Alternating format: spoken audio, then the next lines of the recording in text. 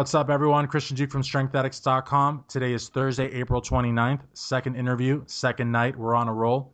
Tonight's a very special night because we are speaking to another NSL pro. You know, I'm just really intrigued by this whole new federation, the Nspire Sports League. And contrary to what my friends Joe Pietaro and Greg Valentino think, I'm really not after, attacking the organization. I just want to learn more about it. We've heard so many things on, YouTube videos and press releases that right now having the opportunity to have athletes actually speak as to their experiences, what they saw, what they heard, what they lived, I think is pretty invaluable. Tonight, I'm very happy to have with us James Hartnett. James, welcome. Hello. How's it going, brother? I'm doing good. How are you? Awesome. Now, James is an NSL men's physique pro, and he's going to talk to us about his story, his journey. But before we get into the NSL and the NPC, because he's also, before going to NSL, he was nationally qualified with the NPC and had been competing since 2008. Talk to us about, when and why you got involved with weight training, because, weight training is still pretty much sort of a, under the radar kind of sport. And then also talk to us about who or what inspired you to compete. Well, actually, as I was younger, I actually never really actually liked working out very much. But as I went to A&M, I started to get into a little bit more of working out, hitting the gym here and there. And then I really got full out into the gym and really serious about it when I was about 22 years old, about 23. And I made the move down here to the Woodlands after I became a personal trainer. And I started to build my own business. Still wasn't in the competing world yet. Didn't know much about it, and until somebody just asked one day if I was a competitor at all. Didn't know much about it. Started to look it up. Found out about the Europa in Dallas. Didn't know anything about it, and this was 2008. And I had my brother help me out to try to do this new what was called a hot body contest back then, which was the beginning of men's physique. So, Awesome. that's how I started. My brother had done bodybuilding in the past. He did great. And he helped me a little bit, diets here and there. I started to learn a little bit more. And, that's how I went out there, got actually placed third. And that's how my competing career started. That's awesome. And when you did this Europa show, we had spoken off air. You had said that you placed third out of something like 25 competitors. Yeah, there was about 25 or 30 in the division. So I was pretty surprised for the first show to place that well, I had never done one, so it was kind of all new to me. And then I just went from there and started learning more and building my business, but also building my own team up as well. After that, started to get a little bit more into the competition side, and once I actually learned everything about it and studied and did all that kind of stuff, then I started to create a team and build my team up. And with this interview, we're kind of gonna go, back and forth and like really chaotic, which is how I like it, just like a regular conversation. Right. Talk to us about your business. What exactly do you do? Because I know you do some pretty crazy transformations, and also talk to us about having a team. What kind of athletes do you work with? Yeah, my business is here in the Woodlands. It's Sky Fitness hybrid training, and it's just a small one-on-one personal training. But my passion and for what I do is I help really overweight people lose a lot of weight. Like you see these shows that 300 plus pound people dropping 150, 200 pounds. Hmm. That's me. That's what we do here in the Woodlands. And so from that stemmed my competing, and now I've created my team, which is Team Heart. I've created my team, and I have 5 people on my squad, and I do run my team a little bit different than a lot of coaches that are around the area. I do year round. I coach my team year round, day in, day out. I don't let them have an off season where they never hear from me or anything like that. So criteria coming onto my team is if you're not wanting to go pro, then you can't be on the team. Now, So they have to have the passion to want to get on that stage and kill it. So that's how I started my team, and I have a great squad, and they're doing very, very well. So I'm proud of that. that's awesome. Now, one of the things that we also talked about is that, you're not really cookie cutter. You're not really, the goody goody type. You really just say it as it is, right? Like you really Right. don't have much of a filter, right? No, no. People that know me, I'm known around in this, our little area over here in the Woodlands. But yeah, I'm a little bit of I'm a little blunt when it comes to speaking the truth. I put it out there. I say a lot of things that people probably think, but don't really actually want to say. Hmm. So yeah, there's plenty of haters that come with the territory, but I like it like that. For Um, sure. that's just the way I am. I wouldn't have it any other way. If I tried anything else or try to be some other type of way, it just wouldn't work. It wouldn't be It's not real. me. Yeah, it Yeah, wouldn't be real. exactly. That's just not me. And my clients respect that. All of my clients, all my Sky Fitness clients, and all my Team Heart clients respect that. And when it comes to my team, I am very rough. I coach very hard, Hmm. but they respect that and they win because of it. Awesome. Now, I think, it depends how you get started as a competitor. Some competitors start at the very bottom, placing dead last or not placing at all, and they start building their record up. You had a really good placing at this 2008 Europa show, and then I guess afterwards you started seeing like maybe like a plateau in terms of placings in Texas. Talk to us about your decision to compete in Louisiana. Oh, well, yeah, it was kind of I guess I did kind of hit that wall a little bit. I hadn't been placing very well at all. I was trying different things, trying, different diets, trying different workout routines, trying different posing, trying to build up, asking more questions, trying to ask pros questions. Um, and when it came down to, year after year, just not placing, it got a little hard. And I was borderline wanting to just, throw in the towel. But that's just not my style. So, and I had heard a lot about, try competing out of state, fresh eyes Mm-hmm. on me. So I made the decision to do one last show to kind of see where I'm at, see where they're going to put me. So I traveled out to the Southern Muscle in November in 2015, and I got second, and I qualified there, and I was very, very happy with the placement. The guy who beat me deserved it by far, so I had no problem taking that second place home and qualifying. So I was very, very proud of that, and it kind of lit a fire under my ass a little bit to continue doing what I was doing, and that's when I created Team Heart because I had my team before as Team Sky, and I changed it, and I let that one go, and I changed it Team Heart, and I redid my whole program, and now it's working. It's working well for me. Like I said, I qualified, and I'm happy about that placement. And then now we're dealing with what we're dealing with now. Absolutely. Now, one thing about you, James, though, is that, when you competed in Texas, when you went to Louisiana, even when you went to NSL, I think you've always been a supporter of the NPC. I think the reality is, though, that, talk to us a little bit, I guess, about Lee Thompson, whether, however he left the NPC, but talk to us about creating NSL. I mean, you are in Texas. Texas is like the only state that's been its own country. It's a Texas way of life. You know what I'm saying? So, what was it like for you when Lee Thompson created this organization and other Texas athletes?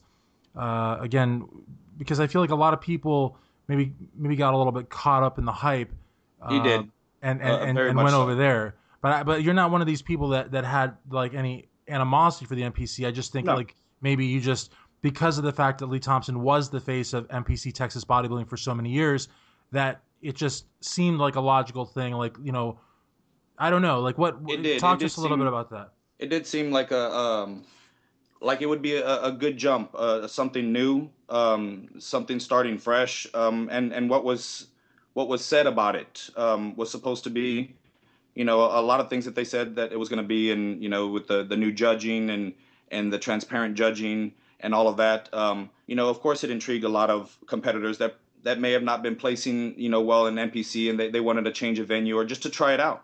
Hmm. Um, and with being able to, compete in one, maybe try it out, give it a try, see how it goes. And that's what I did. I allowed my team to go in there in the December show and see how the judging was placed here and there. But yeah, we a lot of us were intrigued as with the new league and seeing what it was all about, because it was glamored up a little bit. Sure. So And from what you told me off air, if it's okay for me to repeat this, Lee Thompson did say, according to you, that he would honor your national qualification in the NPC to correct. carry over to the NSL. Yes, he did. He did specifically say that that the qualification that I got at Southern Muscle would be able to be used at a national, I guess, level. However, they run theirs there at the national level to compete for my pro card. But since it was a pro qualifier, I guess, I mean, I didn't need the national qualification for the March show. It Okay. was, whoever took first got their pro card. Okay. Now, as far as that March show goes, um, talk to us about that show. Like, how was it run? Again, a lot of people think that my one of my purposes is to like just throw this organization under the bus, and honestly, I got the impression like maybe you had said that it wasn't run that poorly. But talk to us about that event, how you placed in your class, and overall, and getting your pro card with the Nspire Sports League. In the March show, like you said, it wasn't run poorly. It was done up a little bit different for television. So, like I said before, it was to be expected, or at least I expected certain things to be a little bit different and new, and maybe see some things that we hadn't seen before because it was supposed to be televised and it was being filmed for TV. So, I rolled with the punches on that one, and But it what, turned what out was well. The show was done well. right? But what was strange, and I hate to interrupt, but No, go I'll ahead. forget, is that it seems like from what we discussed, the athletes sort of had to go along with the setup for the TV cameras, but it Yes. never actually went on TV though, right? As no, it's not. It hasn't been, as far as I know, it hasn't been aired, or it's not being aired. I don't know. I don't know whatever came from that. But it did cut into certain things. Like I had mentioned earlier about the morning show. Mm, Not getting the time on right. stage. That was a little disappointing because Well, we were told. talk to us a little bit about that because you had Um, said that you were initially promised 20 seconds right on stage. Yeah, it was going to be about 20 seconds, giving your time to strut your stuff, do Right. your thing, because that's what the whole thing was about, giving time, because that was some of the concern for athletes, that they didn't have enough time to do their thing up there. So when I heard that, that was great. But And you had actually, I'm sorry to keep interrupting, but you no, had prepared a routine, practiced a yes, routine that would take 20 seconds. yes, exactly. With my team, with my competitor, we practiced every day. I timed him, and I gave him that 18 to 20-second window. And a couple of classes before, they come backstage and say, you got 10 seconds, you got to do your front and back. And it was a little frustrating. And see, it's interesting because again, Joe Pietaro, Greg Valentino, I keep mentioning them because to my knowledge, they're the only podcast, radio show, whatever you want to call it, that is actually, I would say, pro NSL or putting NSL on a pedestal, whatever. Um, and they made a big issue about Tracia Martin, who's a fellow NSL pro, you know, quote unquote crying about No. not getting on stage or whatever. But I mean, here you are, a men's physique competitor, and you were promised 20 seconds, and you're a coach, and you prepped all your athletes according to the 20-second rule or whatever it was, and then right before you get on stage, they say it's 10 seconds. So I mean, you probably had to prep everybody from scratch, basically. Yeah, I did have to take my men's physique competitor. I had to pull him to the side, and it was his first competition, so it really messed with his head a little bit. Because when you practice something, you know how it goes. When you practice something over and over, and it gets Sure. changed last second. To me, I expected something, or I was prepared for it, because I've been competing longer. For my competitor, it did confuse him a little bit, and I said, this is just what happens. You have to learn how to roll with the punches. We didn't expect it because that's not what was said, Right. but we don't have a choice. We're going to deal with what we're going to deal with right now. So I took him off to the side, went with him a little, changed the posing routine, cut it a little bit here and there, to fit that time frame so that he wouldn't be cut short on stage. Now, I think a very important distinction here also, James, is that as far as you go, as far as your competition went, I believe you said there were three in your division, four overall, or Correct. three in your class and four overall, or so, and you won the overall. You won everything. You won your class and your division. So, Yes, sir. um, you know, and this is not to take anything away from Tracia Martin because I happen to believe everything she said, but of course the critique there would be, well, she didn't win, so therefore. But in your case, you did win. So I mean, we're hearing from someone that placed second. We're hearing from someone that won everything, and sort of the consensus is, we wanted our 20 seconds on stage. You promised us 20 seconds. Why would you change that like last minute? Right. And that's what I didn't understand as well either. I didn't question it because why bring Right. it up when it's more than likely that's just how it's going to end up being. Okay, so let's talk a little bit about. Okay, so you win your pro card, Right. won the overall. Talk to us about the Pasadena Flyer. um I was messaged by one of the staff from NSL requesting if they could use my pictures for one of the posters or flyers, and I was grateful. Said thank you. Yes, by all means. They said yes, we will be using it for the Pasadena Flyer. And next day or maybe 2 days later, a flyer comes out, and I'm not on it. And little disappointed, little frustrated. I didn't message or ask anybody what the deal was, but nothing was said to me. Nothing was contacted to me about why not. Um, and still hasn't since, I mean, today. Still nothing. But interestingly enough, you did say, and we spoke. Listeners should know, like I do with all my interviews, we have pre-production. We talk about the interview. We talk about areas we can talk about and areas that we shouldn't talk about. We do all these things. And one of the guys that you beat, who I'm not familiar with, but I've heard of, is the Black Spider-Man. He's actually been on posters, and you Yes. haven't. Yeah, I haven't been on any at all whatsoever for NSL, but nothing to take away from No, the no, Black no, Spider-Man. He's nothing a to take great away from competitor. him. Nothing to take away from him. Exactly, and I echo that. But still, I mean, not to be a dick, but I mean, you did beat him, right? Yes. So it stands to reason that if you beat him, then if he's getting 3 posters, you should get 6 or at least 3, right? At least one. Or at least 1, right? At least Yeah. something. Yeah. Because, Yeah, I should. I mean, and really, I mean, again, that is what we constantly hear about with NSL, whether it was the press conference on Venice Beach or it was like when they were NPC Global and they put out these videos. I mean, is that the athletes would make money, and the biggest way to make money, from what they said, was photos. Right. Posters, pictures, this and that. Right. And so if you're not, being used, which is Tracia Martin's whole issue too, she wasn't utilized for anything.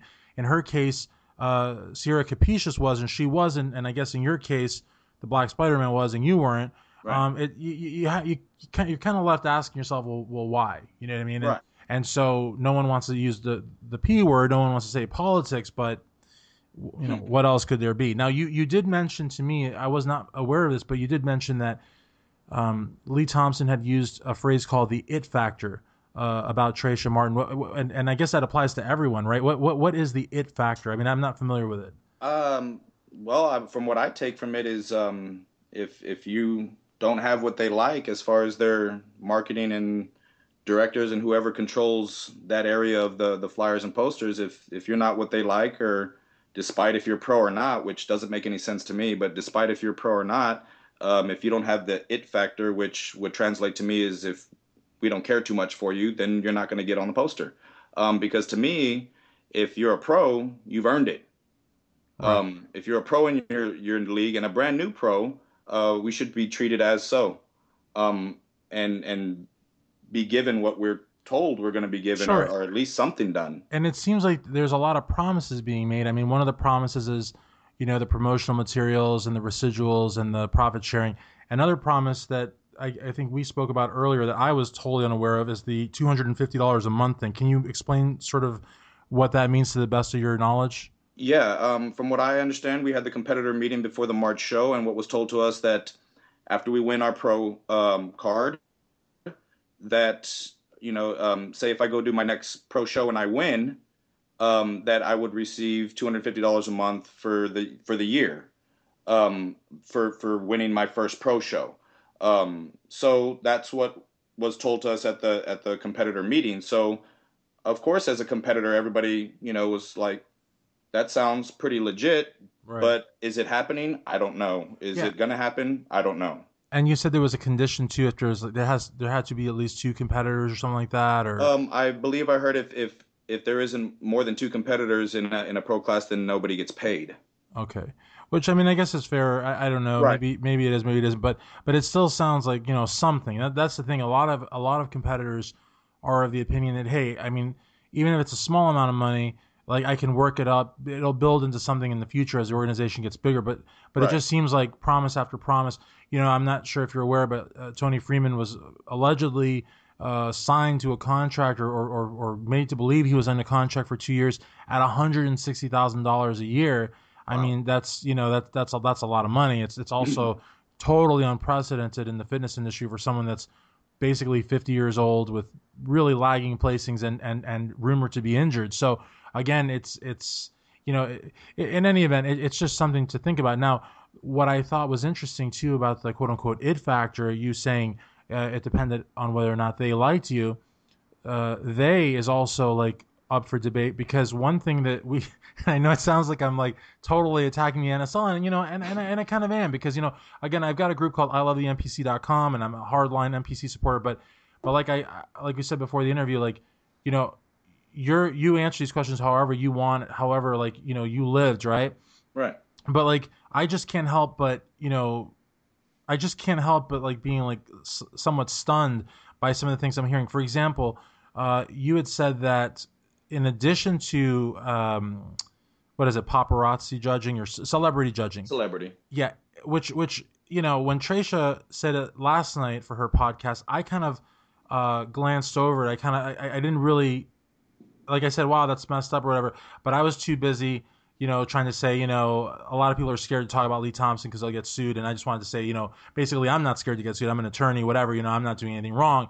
But I didn't really focus on what on her, on her being annoyed by this because really, celebrity judges. I mean, if you have an MMA guy up there, what do they know about bodybuilding? What do they know about physiques? Right. So that to me is troubling. But something that you said off air is even more troubling. You said that there was audience judging. Yeah. From my understanding, that if it came down to a tie at any point, that audience judging would come into play. I mean, that's And that's ludicrous. I mean, like, so somebody could yes, bring in, some bikini competitors, or any competitor. They're just really popular. They could bring like 40 people, and they might not be dialed in. But if the 40 people are loud enough, I mean, could that potentially like swing the? That's I'm crazy. assuming that's what it would come down to if there was a so quote unquote a tie in any event, that it would come down to I'm assuming the audience of inexperienced people with judging to say the final winner. Okay, this is my last question as far as throwing NSL like all these curveballs and everything. 'Cause I honestly like I mean you couldn't make this stuff up. I mean it's pretty damaging as it is. But talk to me about about pronunciation of last names because like last night when Tracia told me that she like phonetically wrote her name, like she basically put Trey Tray Shaw. She like basically a second grader could have read it, but I guess the expediter like messed it up. Did you have any issues with that? Uh, one specific issue with my competitor. Name was butchered a few times. A good 4 or 5 times. And About you two had or three to times in the night show. and you had to shout it from the audience, I think you said, or Yeah, I backstage. tried to shout it because I'm a vocal coach. So when my competitor's up there, I'm making sure she hears me. But before that, the name was being called out. I yelled the last name because it had already been mispronounced in the morning show. So and she was a little upset about that actually because we don't have a ton of competitors. I mean, learn the names. No, You true. know. I mean, if I was competing, like my last name is Duque. I'm Spanish, but like if the expert was like, "Let's welcome Christian Duque," or something like that, I Right. feel like a complete. I wouldn't even want to go out there, So it's like, if the I don't know, it's just wild. But you did say though, like for you, you felt that the judging was like somewhat fair. You did win the overall. You did get your pro card. What were your overall thoughts of the judging? I mean, I know the audience judging is kind of bizarre and the celebrity judging, but like, in terms of like the head judge, in terms of like other judges, like maybe the electronic system, like what were your thoughts on that? I mean, As far as the judging goes, like I said, initially that's what intrigued me to see what this judging was all about, and to be honest, that's the one problem I really didn't have with anything was the actual judging criteria system, with them showing it up on the overhead, and allowing us to see the scores, but in individual judges. They have their opinions, on each competitor, but it seemed to be pretty fair judging across the board. So that I didn't have any complaints with the judging, and I didn't have any complaints with where my competitor placed. That wasn't the issue.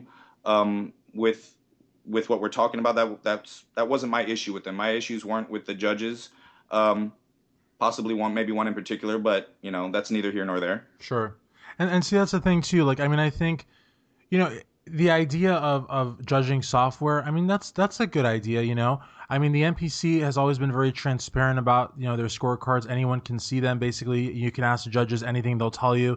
But yeah, I mean, if they want to put them on a projection screen, I mean, I don't.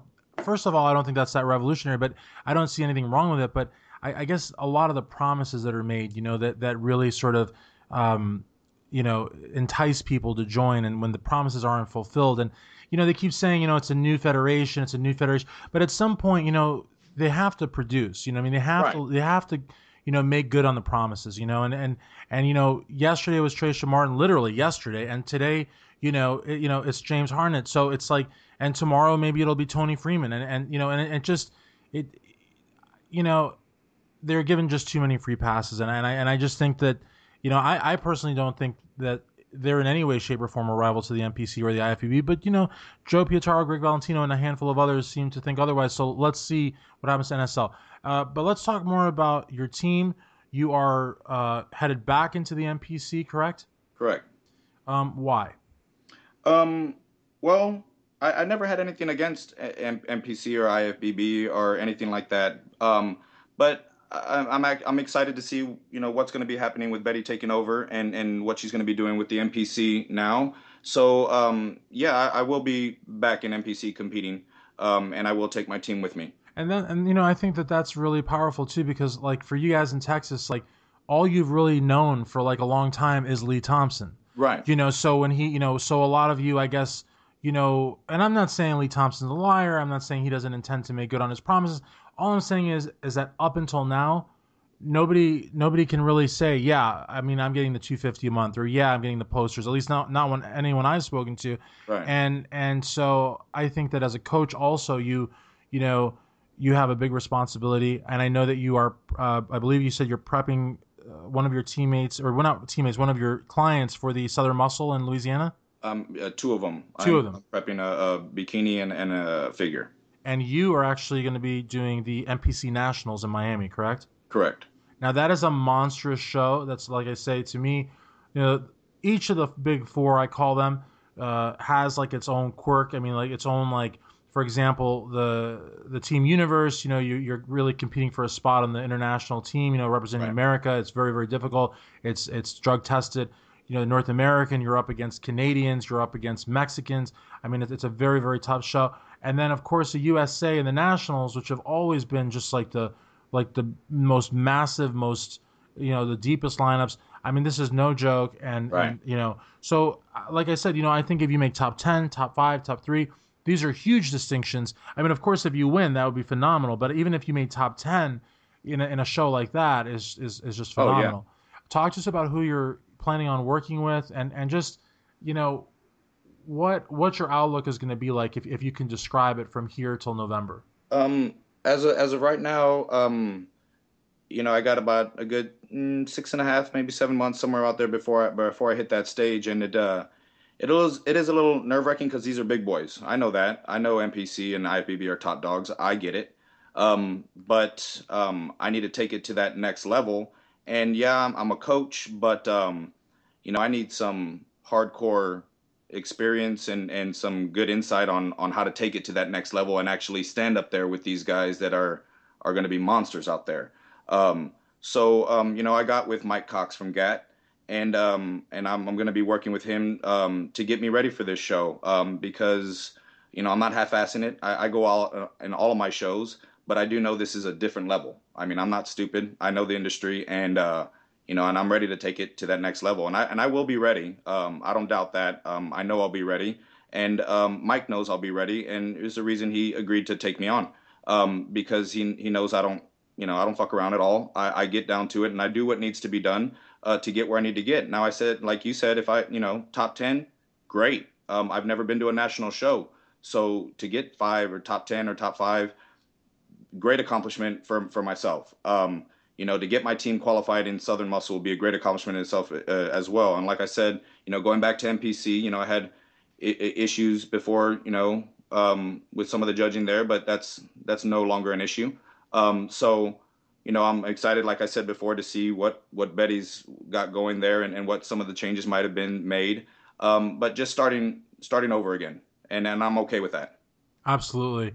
And I've heard a lot of good things about Mike, and knowing like that you're a coach and that you're blunt with your clients. I'm sure that you probably have a little voice inside of you that's blunt with you, and that Yes. if you're not like on track, you're going to make sure to get on track, because like you are going to be competing against the best in the country. And the reality of the matter is that you're going to hold yourself up to a very high standard, and you're going to do real well. And I like I said, I think even the folks that have, in my opinion, for whatever it's worth, that have made the mistake of going to NSL, those that are able to take a step back, look at the bigger picture, reassess, and then make the decision to come back. I think that's pretty powerful. You know what I mean? Some people choose not to come back. Maybe they're scared. Maybe they think they Yeah. won't be judged fairly, which is not the case. And I really want to stress that to everyone in NSL. I think from what I gather, folks in the NPC are being very forgiving, because they realize that especially for the competitors in Texas, Lee Thompson has been the face of NPC bodybuilding in Texas, and I can see a lot of people maybe being a little naive, maybe whatever, but don't be afraid to come back to the NPC. This is where the talent's at, where the money's at, the prestige is at, the future's at. I mean, again, when you win an IFBB Pro card, I don't care what anybody says, a Right. ton of doors open for you. I don't know if the same can be said for an NSL one or a GBO one or whatever, a NABO, WABO, whatever. I don't know. But the IFBB Pro card is known around the world. Yes.